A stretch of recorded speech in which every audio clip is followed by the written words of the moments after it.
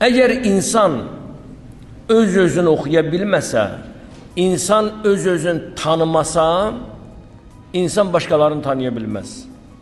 Mən özümü tanıya bilməyəndən sonra və mən özümü tanıya bilmirəmsə, mən atamı necə tanıya bilərəm? Qardaşımı, dostumu, yoldaşımı, övladımı necə tanıya bilərəm? İnsan birinci özünü tanımalıdır. İnsanşünaslıq, insan özünü tanımasa Rəbbini tanımaz. Əleyhisselam buyurur ki, "Mən ərəfə nəfsəhu fəqad ərəfə Rəbbəhu."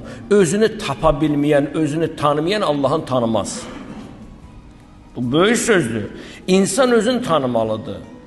İnsan özünü kəşf eləməlidir. Özünü tanımasa mühiti kəşf eləyə bilməyəcək, dostları tapa bilməyəcək.